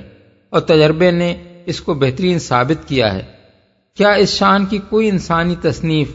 دنیا میں موجود ہے یا کبھی موجود رہی ہے جسے اس کتاب کے مقابلے میں لایا جا سکتا ہو؟ 4. یہ کتاب پوری کی پوری بیک وقت لکھ کر دنیا کے سامنے پیش نہیں کر دی گئی تھی بلکہ چند ابتدائی ہدایات کے ساتھ ایک تحریک اصلاح کا آغاز کیا گیا تھا، اور اس کے بعد 23 سال تک وہ تحریک جن جن مرحلوں سے گزرتی رہی ان کے حالات اور ان کی ضروریات کے مطابق اس کے اجزاء اس تحریک کے رہنما کی زبان سے کبھی طویل خطبوں اور کبھی مختصر جملوں کی شکل میں ادا ہوتے رہے۔ پھر اس مشن کی تکمیل پر مختلف اوقات میں صادر ہونے والے یہ اجزاء اس مکمل کتاب کی صورت میں مرتب ہو کر دنیا کے سامنے رکھ دیے گئے جسے قرآن کے نام سے موسوم کیا گیا ہے۔ تحریک کے رہنما کا بیان ہے کہ یہ خطبے اور جملے اس کے تبازات نہیں ہیں بلکہ خداوند عالم کی طرف سے اس پر نازل ہوئے ہیں۔ اگر کوئی شخص انہیں خود اس رہنما کے تبازات قرار دیتا ہے تو وہ دنیا کی پوری تاریخ سے کوئی نظیر ایسی پیش کرے کہ کسی انسان نے سالہ سال تک مسلسل ایک زبردست اجتماعی تحریک کی بطور خود رہنمائی کرتے ہوئے کبھی ایک واعظ اور معلم اخلاق کی حیثیت سے، کبھی ایک مظلوم جماعت کے سربراہ کی حیثیت سے، کبھی ایک مملکت کے فرمانروا کی حیثیت سے، کبھی ایک برسر جنگ فوج کے قائد کی حیثیت سے، کبھی ایک فاتح کی حیثیت سے، کبھی ایک شارع اور مقنن کی حیثیت سے، غرض بکثرت مختلف حالات اور اوقات میں بہت سی مختلف حیثیتوں سے جو مختلف تقریریں کی ہوں یا باتیں کہی ہوں وہ جمع ہو کر ایک مکمل مربوط اور جامع نظام فکر و عمل بنا دیں۔ ان میں کہیں کوئی تناقض اور تضاد نہ پایا جائے، ان میں ابتدا سے انتہا تک ایک ہی مرکزی تخیل اور سلسلہ فکر کار فرما نظر آئے۔ اس نے اول روز سے اپنی دعوت کی جو بنیاد بیان کی ہو آخری دن تک اسی بنیاد پر وہ عقائد و اعمال کا ایک ایسا ہمگیر نظام بناتا چلا جائے جس کا ہر جز دوسرے اجزاء سے کامل مطابقت رکھتا ہو، اور اس مجموعے کو پڑھنے والا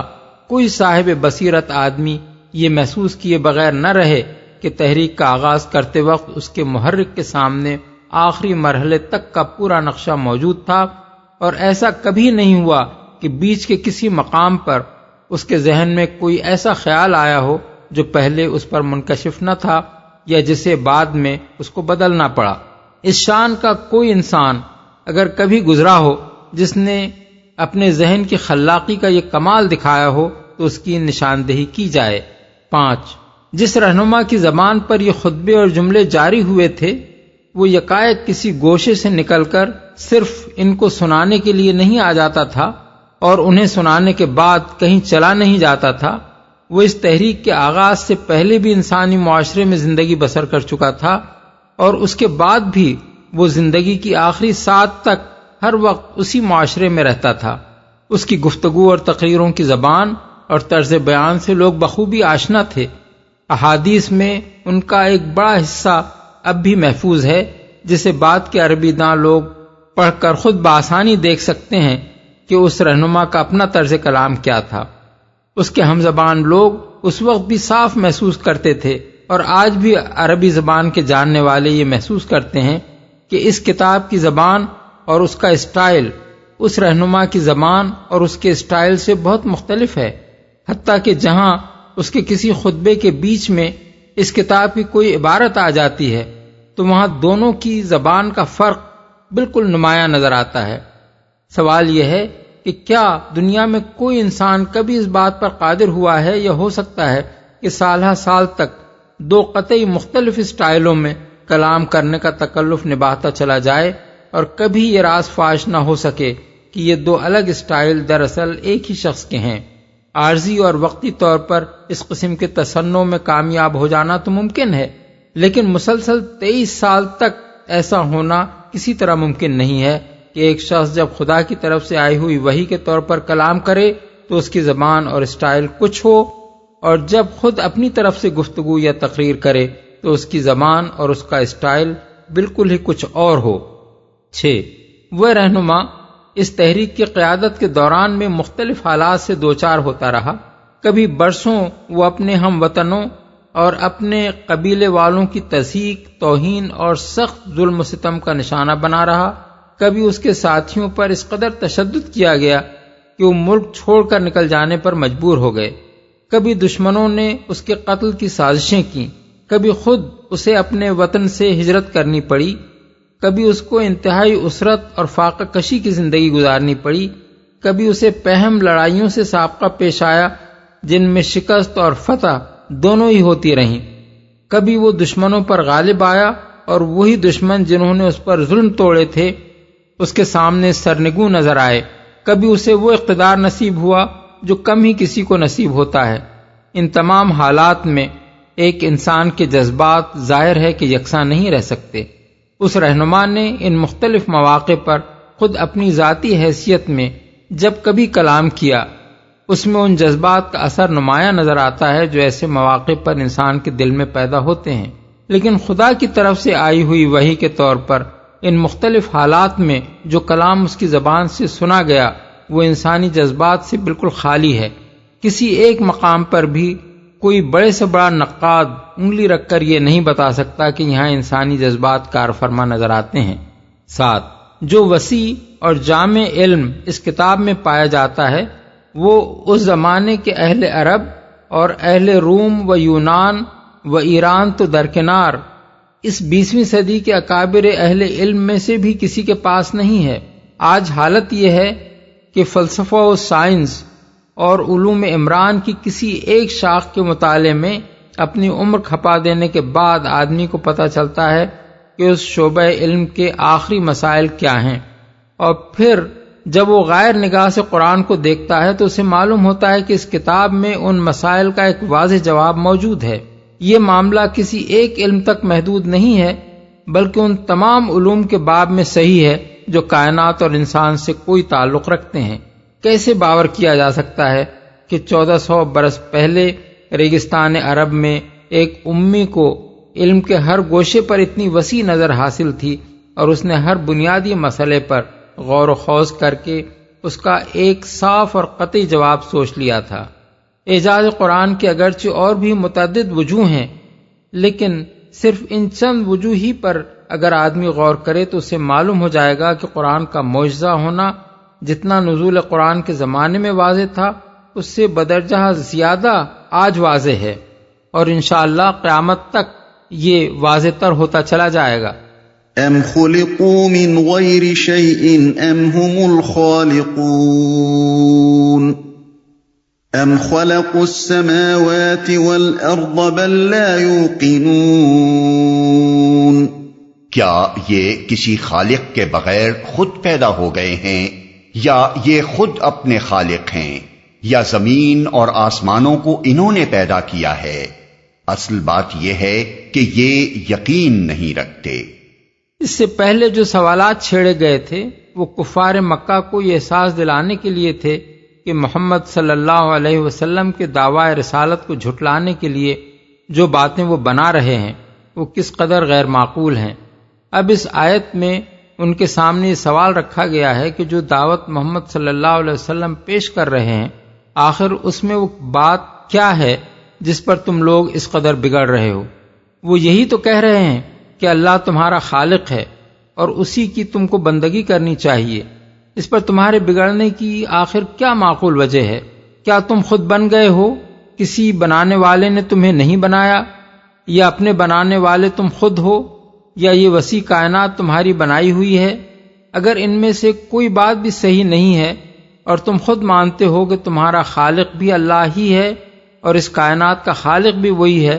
تو اس شخص پر تمہیں غصہ کیوں آتا ہے جو تم سے کہتا ہے کہ وہی اللہ تمہاری بندگی و پرستش کا مستحق ہے؟ غصے کے لائق بات یہ ہے یا یہ کہ جو خالق نہیں ہے ان کی بندگی کی جائے اور جو خالق ہے اس کی بندگی نہ کی جائے؟ تم زبان سے یہ اقرار تو ضرور کرتے ہو کہ اللہ ہی تمہارا اور کائنات کا خالق ہے، لیکن اگر تمہیں واقعی اس بات کا یقین ہوتا تو اس کی بندگی کی طرف بلانے والے کے پیچھے اس طرح ہاتھ دھو کر نہ پڑ جاتے۔ یہ ایسا زبردست چپتا ہوا سوال تھا کہ اس نے مشرکین کے عقیدے کی چولیں ہلا دیں۔ بخاری و مسلم کی روایت ہے کہ جبیر بن مطعم جنگ بدر کے بعد قریش کے قیدیوں کی رہائی پر بات چیت کرنے کے لیے کفار مکہ کی طرف سے مدینہ آئے۔ یہاں رسول اللہ صلی اللہ علیہ وسلم مغرب کی نماز پڑھا رہے تھے اور اس میں سورہ طور زیر تلاوت تھی۔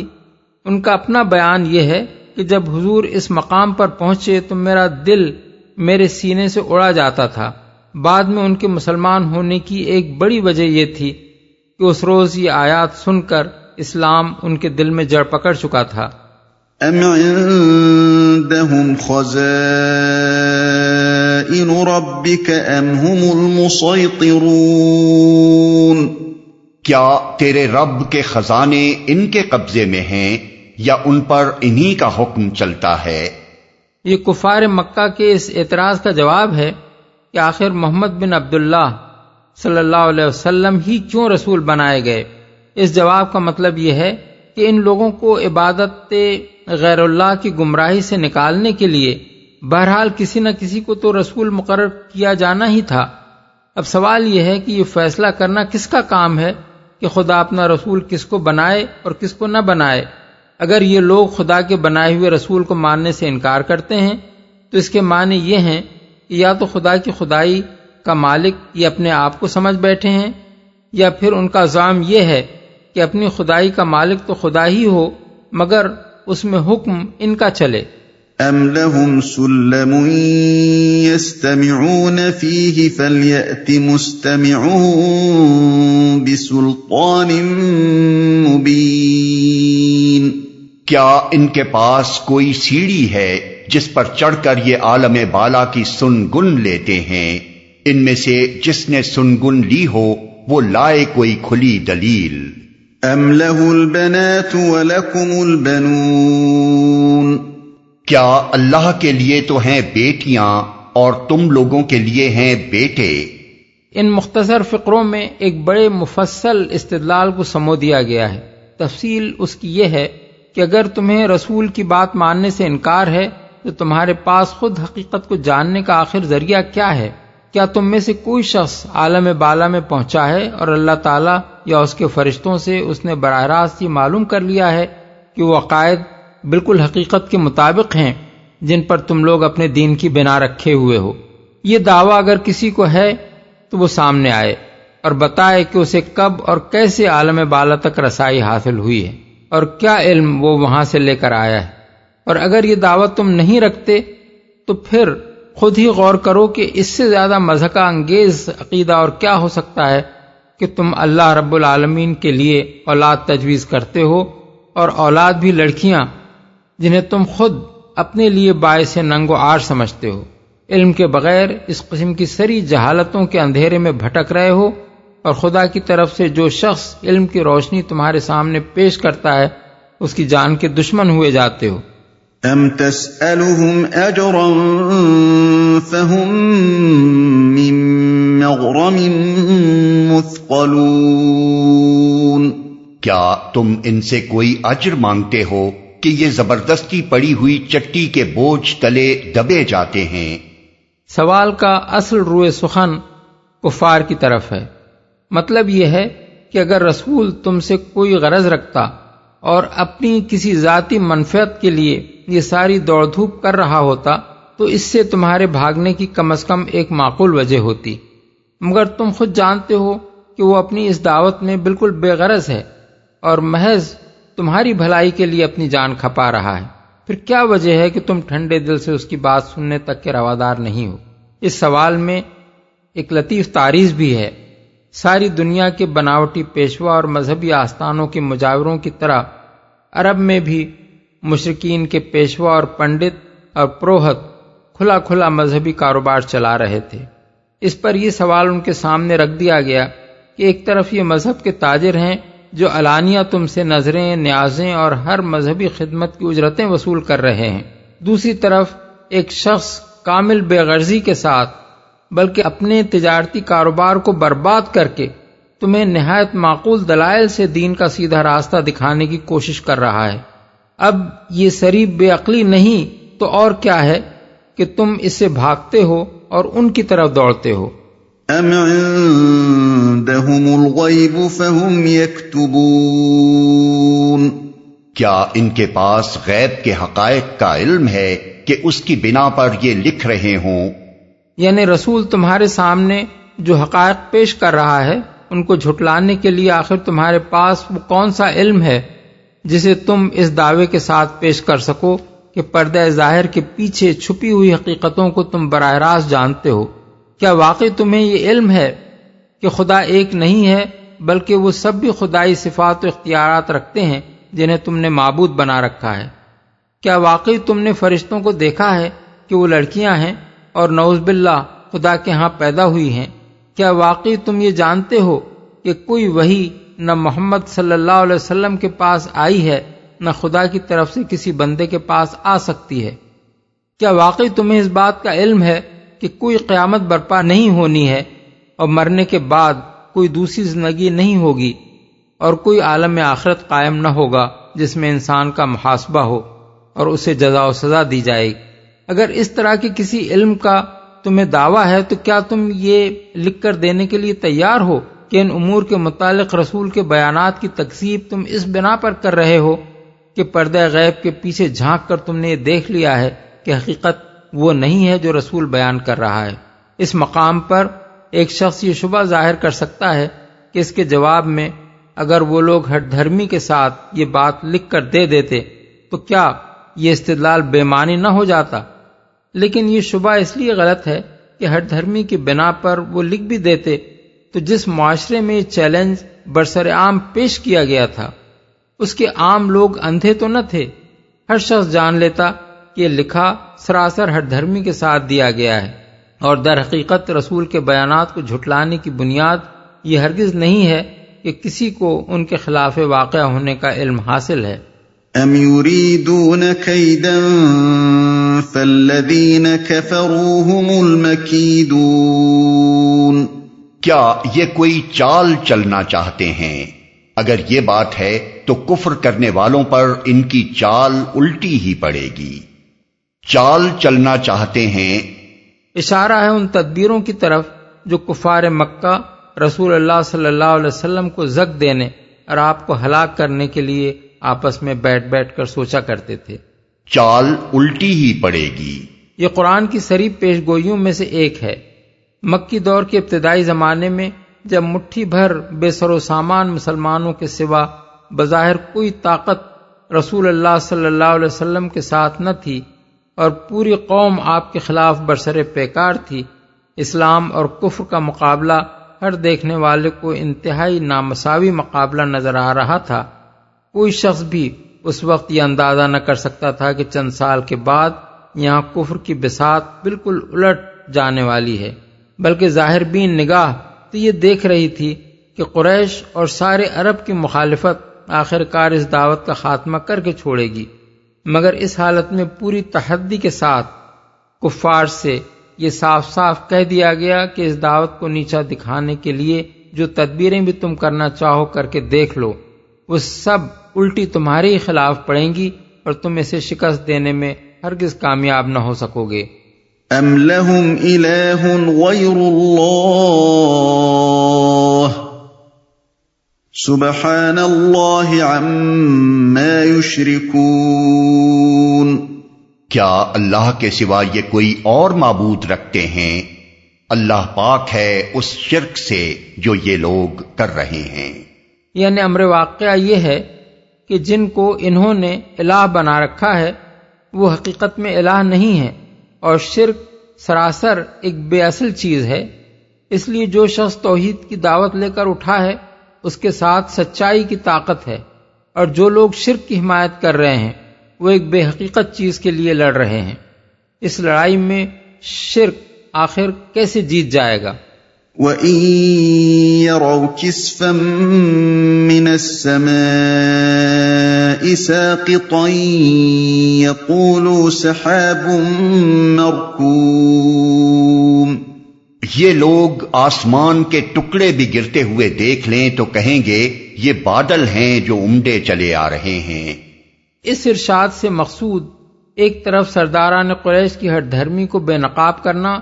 اور دوسری طرف رسول اللہ صلی اللہ علیہ وسلم اور آپ کے ساتھیوں کو تسلی دینا ہے۔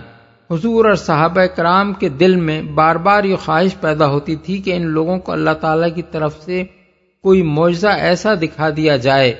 جس سے ان کو نبوت محمدیہ کی صداقت معلوم ہو جائے۔ اس پر فرمایا گیا ہے کہ یہ خواہ کوئی معجزہ بھی اپنی آنکھوں سے دیکھ لیں، بہرحال یہ اس کی تعویل کر کے کسی نہ کسی طرح اپنے کفر پر جمے رہنے کا بہانہ ڈھونڈ نکالیں گے، کیونکہ ان کے دل ایمان لانے کے لیے تیار نہیں ہیں۔ قرآن مجید میں متعدد دوسرے مقامات پر بھی ان کی اس ہٹ دھرمی کا ذکر کیا گیا ہے۔ مثلا سورہ انعام میں فرمایا، اگر ہم فرشتے بھی ان پر نازل کر دیتے اور مردے ان سے باتیں کرتے اور دنیا بھر کی چیزوں کو ہم ان کی آنکھوں کے سامنے جمع کر دیتے تب بھی یہ ماننے والے نہ تھے۔ آیت 111۔ اور سورہ ہجر میں فرمایا، اگر ہم ان پر آسمان کا کوئی دروازہ بھی کھول دیتے اور یہ دن دہاڑے اس میں چڑھنے بھی لگتے، پھر بھی یہ لوگ یہی کہتے کہ ہماری آنکھیں دھوکہ کھا رہی ہیں، بلکہ ہم پر جادو کیا گیا ہے۔ آیت 15۔ فَذَرْهُمْ حَتَّى يُلَاقُوا يَوْمَهُمُ الَّذِي فِيهِ يُصْعَقُونَ يَوْمَ لَا يُغْنِي عَنْهُمْ كَيْدُهُمْ شَيْئًا وَلَا هُمْ يُنصَرُونَ وَإِنَّ لِلَّذِينَ ظَلَمُوا عَذَابًا دُونَ ذَلِكَ وَلَكِنَّ أَكْثَرَهُمْ لَا يَعْلَمُونَ۔ پس اے نبی انہیں ان کے حال پر چھوڑ دو یہاں تک کہ یہ اپنے اس دن کو پہنچ جائیں جس میں یہ مار گرائے جائیں گے، جس دن نہ ان کی اپنی کوئی چال ان کے کسی کام آئے گی، نہ کوئی ان کی مدد کو آئے گا، اور اس وقت کے آنے سے پہلے بھی ظالموں کے لیے ایک عذاب ہے، مگر ان میں سے اکثر جانتے نہیں ہیں۔ یہ اسی مضمون کا اعادہ ہے جو سورہ السجدہ آیت 21 میں گزر چکا ہے کہ اس بڑے عذاب سے پہلے ہم اسی دنیا میں کسی نہ کسی چھوٹے عذاب کا مزہ انہیں چکھاتے رہیں گے، شاید کہ یہ اپنی باغیانہ روش سے باز آ جائیں۔ یعنی دنیا میں وقتاً فوقتاً شخصی اور قومی مصیبتیں نازل کر کے ہم انہیں یہ یاد دلاتے رہیں گے کہ اوپر کوئی بالاتر طاقت ان کی قسمتوں کے فیصلے کر رہی ہے اور کوئی اس کے فیصلوں کو بدلنے کی طاقت نہیں رکھتا، مگر جو لوگ جہالت میں مبتلا ہیں انہوں نے نہ پہلے کبھی ان واقعات سے سبق لیا ہے نہ آئندہ کبھی لیں گے۔ وہ دنیا میں رونما ہونے والے حوادث کے معنی نہیں سمجھتے، اس لیے ان کی ہر وہ تعویل کرتے ہیں جو حقیقت کے فہم سے ان کو اور زیادہ دور لے جانے والی ہو، اور کسی ایسی تعویل کی طرف ان کا ذہن کبھی مائل نہیں ہوتا جس سے اپنی دہریت یا اپنے شرک کی غلطی ان پر واضح ہو جائے۔ یہی بات ہے جو ایک حدیث میں رسول اللہ صلی اللہ علیہ وسلم نے ارشاد فرمائی ہے کہ ان المنافق اذا مرض ثم عوفی کان کالبعیر عقلہ اہلہ ثم ارسلوہ فلم یدر لما عقلوہ ولم یدر لما ارسلوہ۔ ابو داؤد کتاب الجنائز۔ یعنی منافق جب بیمار پڑتا ہے اور پھر اچھا ہو جاتا ہے تو اس کی مثال اس اونٹ کی سی ہوتی ہے جسے اس کے مالکوں نے باندھا تو اس کی کچھ سمجھ میں نہ آیا کہ کیوں باندھا ہے، اور جب کھول دیا تو وہ کچھ نہ سمجھا کہ اسے کیوں کھول دیا ہے۔ وَاصْبِرْ لِحُكْمِ رَبِّكَ فَإِنَّكَ بِأَعْيُنِنَا وَسَبِّحْ بِحَمْدِ رَبِّكَ حِينَ تَقُومُ وَمِنَ اللَّيْلِ فَسَبِّحْهُ وَإِدْبَارَ النُّجُومِ۔ اے نبی اپنے رب کا فیصلہ آنے تک صبر کرو، تم ہماری نگاہ میں ہو، تم جب اٹھو تو اپنے رب کی حمد کے ساتھ اس کی تسبیح کرو، رات کو بھی اس کی تسبیح کیا کرو، اور ستارے جب پلٹتے ہیں اس وقت بھی صبر کرو۔ دوسرا مفہوم یہ بھی ہو سکتا ہے کہ صبر و استقامت کے ساتھ اپنے رب کے حکم کی تعمیل پر ڈٹے رہو، ہماری نگاہ میں ہو، یعنی ہم تمہاری نگہبانی کر رہے ہیں، تمہیں تمہارے حال پر چھوڑ نہیں دیا ہے۔ تسبیح کرو۔ اس ارشاد کے کئی مفہوم ہو سکتے ہیں اور بعید نہیں کہ وہ سبھی مراد ہوں۔ ایک مفہوم یہ ہے کہ جب بھی تم کسی مجلس سے اٹھو تو اللہ کی حمد تسبیح کر کے اٹھو۔ نبی صلی اللہ علیہ وسلم خود بھی اس پر عمل فرماتے تھے، اور آپ نے مسلمانوں کو بھی یہ ہدایت فرمائی تھی کہ کسی مجلس سے اٹھتے وقت اللہ کی حمد و تسبیح کر لیا کریں، اس سے ان تمام باتوں کا کفارہ ادا ہو جاتا ہے جو اس مجلس میں ہوئی ہوں۔ ابو داؤد، ترمذی، نسائی اور حاکم نے حضرت ابو ہریرہ کے واسطے سے حضور کا یہ ارشاد نقل کیا ہے کہ جو شخص کسی مجلس میں بیٹھا ہو اور اس میں خوب قیل و قال ہوئی ہو، وہ اگر اٹھنے سے پہلے یہ الفاظ کہے تو اللہ ان باتوں کو معاف کر دیتا ہے جو وہاں ہوں۔ سبحانک اللہم و بحمدک اشہد ان لا الہ الا انت استغفرک و اتوب الیک، یعنی خداوندا میں تیری حمد کے ساتھ تیری تسبیح کرتا ہوں، میں گواہی دیتا ہوں کہ تیرے سوا کوئی معبود نہیں ہے، میں تجھ سے مغفرت چاہتا ہوں اور تیرے حضور توبہ کرتا ہوں۔ دوسرا مفہوم اس کا یہ ہے کہ جب تم نیند سے بیدار ہو کر اپنے بستر سے اٹھو تو اپنے رب کی تسبیح کے ساتھ اس کی حمد کرو۔ اس پر بھی نبی صلی اللہ علیہ وسلم خود عمل فرماتے تھے اور اپنے اصحاب کو آپ نے یہ تعلیم دی تھی کہ نیند سے جب بیدار ہوں تو یہ الفاظ کہا کریں: لا الہ الا اللہ وحدہ لا شریک لہ لہ الملک و لہ الحمد وہو علی کل شیء قدیر، سبحان اللہ والحمد للہ ولا الہ الا اللہ واللہ اکبر ولا حول ولا قوۃ الا باللہ۔ مسند احمد، بخاری بروایت عبادہ بن الصامت۔ تیسرا مفہوم اس کا یہ ہے کہ جب تم نماز کے لیے کھڑے ہو تو اللہ کی حمد و تسبیح سے اس کا آغاز کرو۔ اسی حکم کی تعمیل میں رسول اللہ صلی اللہ علیہ وسلم نے یہ ہدایت فرمائی کہ نماز کی ابتدا تکبیر تحریمہ کے بعد ان الفاظ سے کی جائے: سبحانک اللہم و بحمدک و تبارک اسمک و تعالی جدک و لا الہ غیرک۔ چوتھا مفہوم اس کا یہ ہے کہ جب تم اللہ کی طرف دعوت دینے کے لیے اٹھو تو اللہ کی حمد و تسبیح سے اس کا آغاز کرو۔ یہ بھی نبی صلی اللہ علیہ وسلم کا مستقل معمول تھا کہ آپ ہمیشہ اپنے خطبوں کا آغاز حمد و ثنا سے فرمایا کرتے تھے۔ مفسر ابن جریر نے اس کا ایک اور مفہوم یہ بیان کیا ہے کہ جب تم دوپہر کو قیلولہ کر کے اٹھو تو نماز پڑھو، اور اس سے مراد نماز ظہر ہے۔ تسبیح کیا کرو، اس سے مراد مغرب و عشاء اور تہجد کی نمازیں بھی ہیں، اور تلاوت قرآن بھی، اور اللہ کا ذکر بھی۔ اس وقت بھی ستاروں کے پلٹنے سے مراد رات کے آخری حصے میں ان کا غروب ہونا اور سپیدہ صبح کے نمودار ہونے پر ان کی روشنی کا ماند پڑ جانا ہے۔ یہ نماز فجر کا وقت ہے۔